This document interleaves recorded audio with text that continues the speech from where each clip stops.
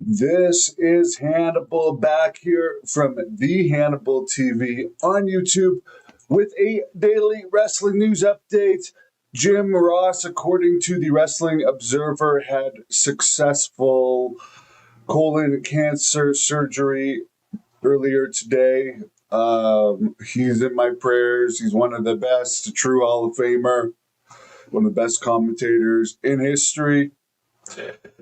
And he's been through hell. He's been battling all sorts of diseases and health issues over seemingly decades, but he usually comes out on top. He's still alive in his 70s. Met him several times, done an interview with him. He's just as he is on camera, in my experiences with him.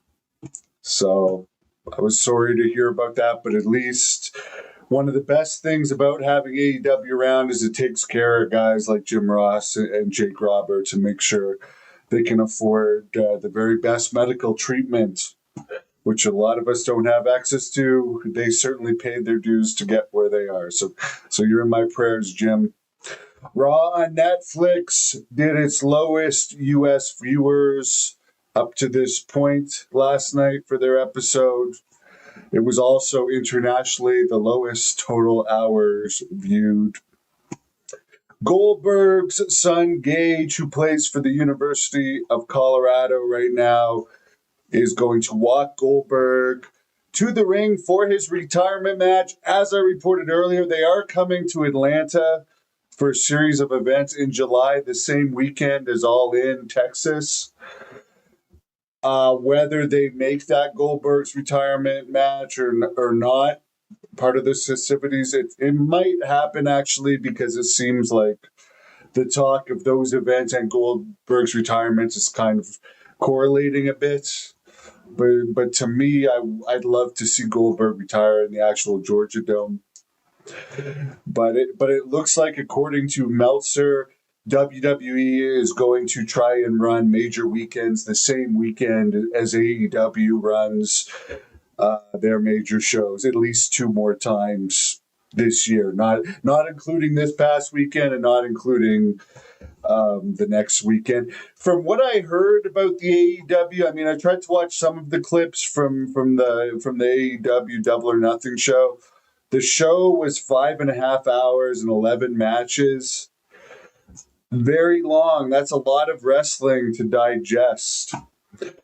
I mean, the guys put out a good effort, but according to the Wrestling Observer, to quote them, even some of the people in the company feel it's too long, and it's not being nice to the people on the East Coast when you're going that late, because who wants to stay up past midnight, 1 p.m.? I know it was a holiday yesterday, but like, they regularly do this, run shows past midnights, and then you gotta go to work the next day. So one of the things about AEW is they always give too much, and to me, you gotta pay more to fly more wrestlers in for this, and it turns off the crowd. For the members that are kind of like on the fence about wrestling, then they go to it instead of like leaving after 2.5, 3 hours enjoying it.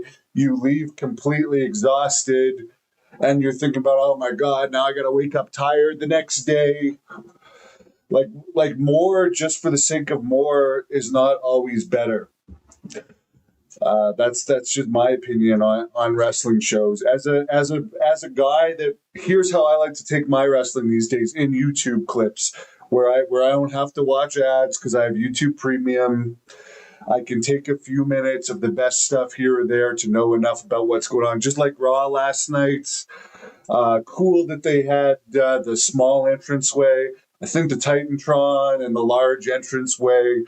I mean, that was cool in the 90s. It's played itself out. I like the smaller style entranceways. The stuff they're doing with AAA, I like the way that they're doing it.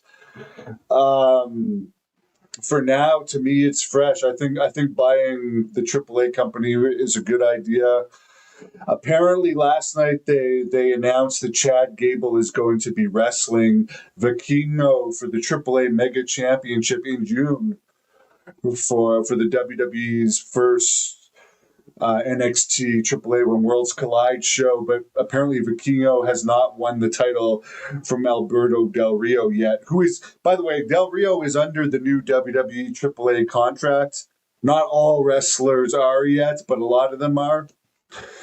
But apparently that's what everyone's talking about. How can they say that this is going to be the title match when it hasn't even changed hands yet? Well, they successfully got people talking about it. So I think that's a good thing.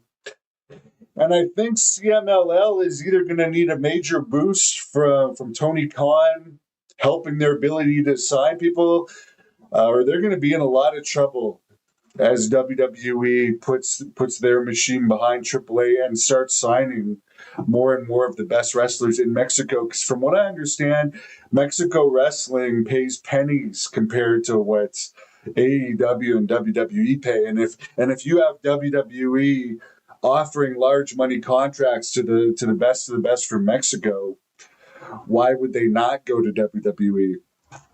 So I think it's going to be good for the wrestling business overall. Apparently, WWE prospect Freedom Ramsey is no longer with the WWE ID program.